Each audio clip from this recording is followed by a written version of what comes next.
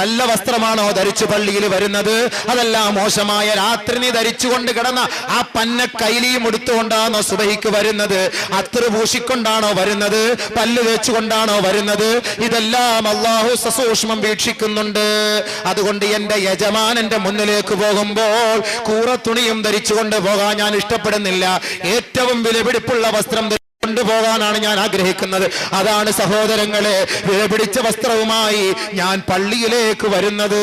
മഹാനായ അബൂ ഹനീഫത്തുൽ കൂഫി റഹ്മഹുല്ലാഹ്. അതുകൊണ്ട് എന്റെ സഹോദരങ്ങളെ, ദയവ് ചെയ്ത് ഇനിയെങ്കിലും നിങ്ങൾ പള്ളിയിൽ വരുമ്പോൾ കൈലി ഒന്നും ഉടുക്കാതെ ഒരു വെള്ള വസ്ത്രം ധരിച്ചുകൊണ്ട് വരണേ. ഒരു ഹദീസോടെ പറഞ്ഞെടുത്ത വിഷയത്തിലേക്ക് കടക്കാം. ഖാലൻ നബി സല്ലല്ലാഹു അലൈഹി വസല്ലം, അള്ളാന്റെ റസൂല് പറഞ്ഞു, ഈ കളവന്മാരൊക്കെ കൊടുത്തോണ്ടിരുമ്പോൾ ചിലപ്പോൾ ശരിയാ കഴുകി കൊടുക്കാൻ ആരുമില്ല, എന്ത് ചെയ്യും? അതുകൊണ്ട് ഒരെണ്ണം കഴുകി വെള്ളിയാഴ്ചത്തേക്ക് വേണ്ടി മാത്രം മടക്കി വെച്ചേക്കും. മരുമോള് കഴുകി കൊടുക്കുവോ? പെമ്മക്കൾ, ഇന്നത്തെ പെമ്മക്കൾ കഴുകി കൊടുക്കുവോ? അതുകൊണ്ട് അവത്തുങ്ങൾക്ക് കഴുകാൻ വല്ലതും പറ്റുമോ? ആകെ ഡിസ്ക് മൊത്തം പോയി കിടക്കുകയാണ്. ഒന്ന് കുത്തിപ്പിഴിയാൻ വേണ്ടി കുനിഞ്ഞാൽ അതോടുകൂടി അവിടെ വളഞ്ഞു വീണാ പിന്നെ തീർന്ന്. അതുകൊണ്ടാണെന്ന് എനിക്ക് തോന്നുന്നത്. അതുകൊണ്ട് ഒരു കൈലി ഉടുത്തുകൊണ്ട് വരല് ഇനിയിപ്പോ അത് ഹറാമോ അതത്ര അങ്ങോട്ട് മോശക്കാരാണെന്നോ ആണോ അതിന്റെ അർത്ഥം? അല്ല, അള്ളാന്റെ കല്യാണ വീട്ടിൽ നിങ്ങൾ കയ്യിലെടുത്തോണ്ട് പോവോ? പോട്ടെ, കല്യാണ വീട്ടിൽ കയ്യിലെടുത്തോണ്ട് പോവോ? പോട്ടെ, മാർക്കറ്റിൽ കയ്യിലെടുത്തോണ്ട് പോവോ? സുഹൃത്തുക്കളെ, ജനങ്ങളുടെ മധ്യത്തിലേക്ക് ഇറങ്ങി പോകുമ്പോ നമ്മൾ കയ്യിലെടുത്തുകൊണ്ട് പോവോ? അപ്പൊ അത്രയും വില പോലും ഇല്ലേ അള്ളാഹ്ക്ക്? അള്ളാഹ്ക്ക് അത്രയും വില പോലും ഇല്ലേ? ഈ കൈലി എടുത്തുകൊണ്ട് കല്യാണത്തിന് പോവൂല, മരിച്ച വീട്ടിൽ പോവൂല, യാത്ര ചെയ്യൂല. പക്ഷെ അള്ളാന്റെ അടുക്കൽ വരുമ്പോ ഒരുമാതിരി കീറിയ ട്രൗസർ ഇട്ടുകൊണ്ട് വരണത്, ഇതെന്ത് വൃത്തികേട്! അപ്പൊ കല്യാണ വീട്ടിലുള്ള ജനങ്ങളുടെ വില പോലും അള്ളാഹ്ക്കില്ല എന്നർത്ഥം. നഊദു ബില്ലാഹ്, അള്ളാഹ് കാക്കട്ടെ. യാ ബനീ ആദം ഖുദൂ സീനതകും ഇൻദ കുല്ലി മസ്ജിദ്. ഓരോ നമസ്കാര വേളയിലും നിങ്ങളുടെ വസ്ത്രങ്ങളെ നിങ്ങൾ നന്നാക്കിൻ, ശുദ്ധിയാക്കിൻ, നല്ല വസ്ത്രം ധരിക്കിൻ. അതാണ് ഖാലൻ നബി സല്ലല്ലാഹു അലൈഹി വസല്ലം, അല്ലാഹുവിന്റെ റസൂൽ പറഞ്ഞത്, ഇൽബിസു സിയാബൽ ബീർ ഫഇന്നഹാ അത്ഹറു വഅത്യബു വകഫിനു ഫീഹാ മൗതാകും. നിങ്ങൾ വെള്ള വസ്ത്രം ധരിക്കുവിൻ, വെള്ള വസ്ത്രം ധരിക്കുവിൻ. വെള്ള വസ്ത്രമാണ് ബർക്കത്തുള്ള വസ്ത്രം, അത് ശുദ്ധിയുള്ളതാണ്, വൃത്തിയുള്ളതാണ്. വകഫിനു ഫീഹാ മൗതാകും. നിങ്ങളുടെ ജനാസ, നിങ്ങളുടെ മയ്യത്ത് ആ വെള്ള തുണിയിൽ നിങ്ങൾ പൊതിയണേ. അത് നമ്മൾ കേൾക്കും, അത് ഉറപ്പാ ആ കാര്യം. ഇനി വാപ്പിച്ച ഏത് ചൈന സിൽക്കിന്റെ വസ്ത്രം ഇട്ടുകൊണ്ട് നടന്നാലും വാപ്പ മരിച്ചു കഴിഞ്ഞാൽ കേവലം 21 രൂപ 50 പൈസ വിലയുള്ള കീറിയാൽ പൊടി പറക്കുന്ന ആ വെള്ള തുണിയിലായിരിക്കും വാപ്പാടെ മയ്യത്ത് പൊതിയുക. അവിടെ റസൂലുള്ളാന്റെ വാക്ക് കേൾക്കും. മരിക്കുമ്പോ, ജീവിച്ചിരിക്കുമ്പോ എന്താ കേൾക്കാത്തത്? ജീവിച്ചിരിക്കുമ്പോ റസൂലുള്ളാന്റെ വാക്ക് കേൾക്കണമെന്ന് നമ്മൾ പറയുന്നതാണ് ഇപ്പൊ ഈ കുഴപ്പം. ജീവിച്ചിരിക്കും റസൂലുള്ളാഹിയുടെ വാക്ക് നിങ്ങൾ കേൾക്കണം. എന്നാ മരിച്ചു കഴിഞ്ഞാൽ അവിടെ വേറെ സഹായം നിങ്ങൾക്കുണ്ടാകും എന്ന് പറഞ്ഞാൽ പ്രശ്നമായി. മരിച്ചു കഴിഞ്ഞാൽ പ്രശ്നമില്ല പിന്നെ ഒന്നും. അതുകൊണ്ട് വെള്ള വസ്ത്രം ധരിക്കിൻ, ജീവിച്ചിരിക്കുമ്പോഴും ധരിക്കിൻ, മരിക്കുമ്പോഴും ധരിക്കിൻ. അള്ളാഹു അമൽ ചെയ്യാൻ തൗഫീഖ് നൽകുമാറാകട്ടെ. അപ്പോൾ ഞാൻ പറഞ്ഞു വന്ന വിഷയം, സിവാക്ക്, മിസ്വാക്ക് ചെയ്യുക നബിമാർ പ്രവാചകന്മാരുടെ സുന്നത്തിൽപ്പെട്ട കാര്യമാണ്. അത്തർ നബിമാരുടെ സുന്നത്തിൽപ്പെട്ട കാര്യമാണ്. നാലാമത്തെ കാര്യം നിക്കാഹ്, കല്യാണം കഴിക്കൽ നബിമാരുടെ സുന്നത്തിൽപ്പെട്ട കാര്യമാണ്. അതാണ് അന്നിക്കാഹു മിൻ സുന്നതി, നിക്കാഹ് എന്റെ സുന്നത്താണ്. മൻ അറാദ അൻ യൽഖ അല്ലാഹ ത്വാഹിറൻ മുതഹ്ഹിറാ ഫൽയതസവ്വജ്. പരിശുദ്ധ മനസ്സോടുകൂടി അള്ളാന്റെ ദർബാറിലേക്ക് പോകണമെന്ന് ആർക്കെങ്കിലും ആഗ്രഹമുണ്ടോ? ഫൽയതസവ്വജ്, അവൻ വിവാഹം കഴിച്ചു കൊള്ളട്ടെ. നല്ല മനസ്സോടെ അള്ളാന്റെ അടുക്കലേക്ക് പോകണമെങ്കിൽ, ശുദ്ധ മനസ്സോടുകൂടി അള്ളാന്റെ അടുക്കലേക്ക് പോകണമെന്ന് ആഗ്രഹമുണ്ടോ? വിവാഹം കഴിച്ചോ. നബി സല്ലല്ലാഹു അലൈഹി വസല്ലം തങ്ങൾ അല്ലാഹു തആല ദുനിയാവിലും ആഖിറത്തിലും നബിതങ്ങൾക്ക് പുറത്തു കൊടുത്തിരിക്കുകയാണ്. നബിതങ്ങൾ എത്രയോ ഉന്നതനായ വ്യക്തിത്വത്തിന്റെ ഉടമയാണ്. നമുക്കും ആ ഒരു പദവിയിലേക്ക് എത്തിപ്പെടണമല്ലോ. അതുകൊണ്ട് 3 കൂട്ടർ തീരുമാനിക്കുകയാണ്. ജാഅ സലാസതു റഹ്തിൻ ഇലാ ബുയൂതി അസ്വാജിൻ നബി സല്ലല്ലാഹു അലൈഹി വസല്ലം. 3 പേരുടെ സംഘത്തിലെ നബിതങ്ങളുടെ പത്നിമാരുടെ ഭവനത്തിലേക്ക് പോവുകയാണ്. എന്തിനാണ്? യസ്അലൂന ഇബാദത്തുൻ നബി സല്ലല്ലാഹു അലൈഹി വസല്ലം, നബിതങ്ങളുടെ ഇബാദത്തിനെ കുറിച്ച് ചോദിക്കാൻ വേണ്ടി.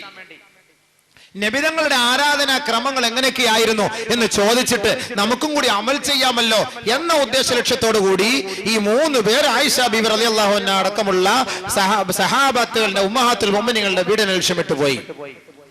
നബിതങ്ങളുടെ ഇബാദത്തിനെ കുറിച്ച് അവർ ചോദിച്ചു.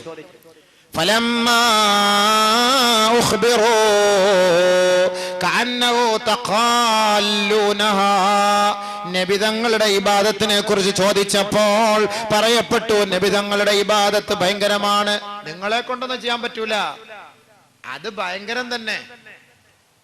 ഉടനെ ഇവർ 3 പേരും കൂടെ തീരുമാനിച്ചു, നബിതങ്ങളിൽ നിന്ന് നമ്മൾ എത്രയോ ദൂരമാണ്. അല്ലാഹു അക്ബർ. നബിയുടെ മുമ്പും പിമ്പുമുള്ള സകലമാന പാപങ്ങളും അല്ലാഹു പുറത്തു കൊടുത്തിരിക്കുന്നു. നബിതങ്ങളുടെ കൂട്ടത്തിൽ ആ പദവിയിലെത്താൻ നമുക്ക് കഴിയില്ല. അതുകൊണ്ട് നമുക്കൊരു തീരുമാനമെടുക്കാം. വഖാല അഹദുഹും, അവരിൽപ്പെട്ട ഒരാൾ ഒരു തീരുമാനമെടുത്തിട്ട് പറയുകയാണ്, അമ്മാ ഫാന ഉസല്ലി ഫലം അർഖുദു, ഞാൻ ഇനി ഉറങ്ങുന്നേ ഇല്ല, ഞാൻ ഇനി നിസ്കരിക്കാൻ തുടങ്ങാൻ പോവാ, എനിക്ക് ഉറക്കം വേണ്ട. കാരണം എന്താ, നബിതങ്ങളുടെ പദവി വലുത്, ആ ഒരു ദർജയിൽ അവിടെ എത്തിപ്പെടണമെങ്കിൽ എനിക്ക് ഉറങ്ങിക്കൊണ്ടിരുന്നാ പറ്റൂല. അതുകൊണ്ട് ഞാൻ ഇനി ഉറക്കമൊക്കെ ഒഴിവാക്കിയിട്ട് നമസ്കരിക്കാൻ തുടങ്ങാൻ പോവുകയാണ്. വഖാല അൽ-ആഖിർ, മറ്റേയാള് പറഞ്ഞു,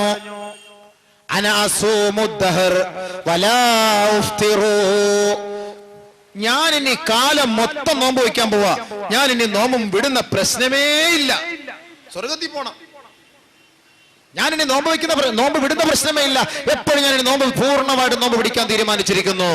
3-ാമത്തെ ആള് പറയുകയാണ്, അന അഅ്തസിലുൻ നിസാ ഫലമ്മ തസവ്വജ്, ഞാൻ ഇനി വിവാഹം കഴിക്കുകയില്ല, ഞാൻ സ്ത്രീകളെ ഒഴിവാക്കാൻ തീരുമാനിച്ചിരിക്കുകയാണ്. ലാ തസവ്വജ്, ഞാൻ വിവാഹം കഴിക്കുകയില്ല, സ്ത്രീകളെ ഞാൻ പൂർണ്ണമായിട്ട് ഞാൻ ഒഴിവാക്കാൻ തീരുമാനിച്ചു. ഇത് കേട്ടുകൊണ്ട് ജാ റസൂലുള്ളാഹി സ്വല്ലല്ലാഹു അലൈഹി വസല്ലം, നബി തങ്ങൾ അവരുടെ ഇടയിലേക്ക് കടന്നു വന്നുകൊണ്ട് ഖാല, ചോദിക്കുകയാണ്, അൻതുമുല്ലദീന ഖുൽതും കദാ വ കദാ, നിങ്ങളാണോ ഇങ്ങനെയൊക്കെ പറഞ്ഞത്, ഞാൻ ഇനി കല്യാണം കഴിക്കൂല, ഞാൻ ഇനി ഉറങ്ങൂല, ഞാൻ ഇനി നോമ്പ് വിടൂല എന്നൊക്കെ നിങ്ങളാണോ പറഞ്ഞത്? ഖാലൂ നഅം, അതേ നബിയേ, ഞങ്ങളാണ് പറഞ്ഞത്. എങ്കിൽ അല്ലാഹുവിന്റെ റസൂൽ പറയുകയാണ്, എങ്കിൽ കേട്ടോ, അമാ വല്ലാഹി, അറിഞ്ഞോ, അല്ലാഹു ആണ് സത്യം, ഇന്നി ലഅഖ്ശാകും ലില്ലാഹ് വഅത്ഖാകും ലഹു, ഏറ്റവും കൂടുതൽ അല്ലാഹുവിനെ ഭയപ്പെടുന്നത് ഞാനാണ്, നിങ്ങളൊന്നുമല്ല, നിങ്ങളെക്കാൾ ഏറ്റവും കൂടുതൽ 10 മടങ്ങ് ഞാനാണ് അല്ലാഹുവിനെ ഭയപ്പെടുന്നത്. വലാകിന്നി, പക്ഷേ ഞാൻ അസൂമു, നോമ്പ് പിടിക്കുന്നു, വഅഫ്തിറു, ഞാൻ നോമ്പ് വിടുന്നു, വഉസല്ലി, ഞാൻ നമസ്കരിക്കുന്നു, വഅർഖുദു, ഞാൻ ഉറങ്ങുന്നു, വതസവ്വജുൻ നിസാ, ഞാൻ വിവാഹം കഴിക്കുന്നു. ഫമൻ റഗിബ സുന്നതി, ആരൊരാൾ എന്റെ ഐച്ഛികത്തിൽ നിന്ന് പിന്മാറുന്നുവോ, വിവാഹം കഴിക്കാതെ ഒഴിവാകുന്നുവോ, ഫലൈസ മിന്നീ, എന്റെ മില്ലത്തിൽപ്പെട്ടവനല്ല, എന്റെ സമുദായത്തിൽപ്പെട്ടവനല്ല. തീർന്ന. ഇത്രയും നമസ്കാരവും ഇബാദത്തും നോമ്പും എല്ലാം അമലുകളും ചെയ്യുന്ന നബിതങ്ങൾ പറയുകയാണ്, ഞാൻ ഇതൊക്കെ ചെയ്യുന്ന വ്യക്തിയാണ്, പക്ഷെ ഞാൻ കല്യാണം കഴിക്കുന്നു.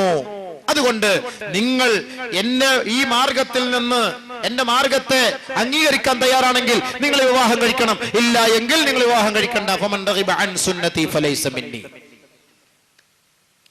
എന്റെ നിക്കാഹ്, എന്റെ ഈ ഐച്ഛികത്തിൽ നിന്ന് നിങ്ങൾ ഒഴിവായാൽ അവൻ എന്റെ സുന്നത്തിനെ ഹയാത്താക്കാത്തവനാണ്. നഊദു ബില്ലാഹ്, അല്ലാഹു കാക്കട്ടെ. അപ്പൊ അതുകൊണ്ട് കല്യാണം കഴിക്കൽ നിർബന്ധമായ ഒരു കടമയാണെന്ന് മനസ്സിലാക്കിക്കോ.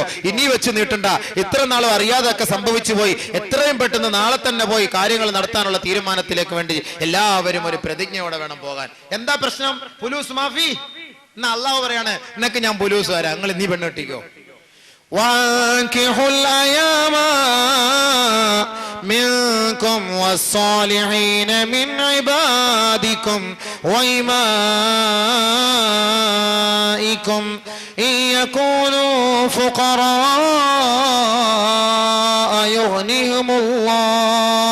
يغنيهم الله من فضله والله واسع عليم. അല്ലാഹു തആല പറയുകയാണ് ഇവിടെ, നിങ്ങളിൽപ്പെട്ട അള്ളാഹുവിന്റെ അടിമകളിൽ നിന്ന് സുഹൃതവാന്മാരും സുഹൃതവതികളും സ്വാലിഹീങ്ങളും സ്വാലിഹാത്തുകളുമായ അടിമകളിൽ നിന്നും സ്വതന്ത്രരിൽ നിന്നുമുള്ളവരെ തെരഞ്ഞുപിടിച്ചുകൊണ്ട് നിങ്ങൾ വിവാഹം കഴിക്കാൻ ആഹ്വാനം ചെയ്യണം, പ്രചോദനം ചെയ്യണം, കല്യാണം കഴിപ്പിക്കണം.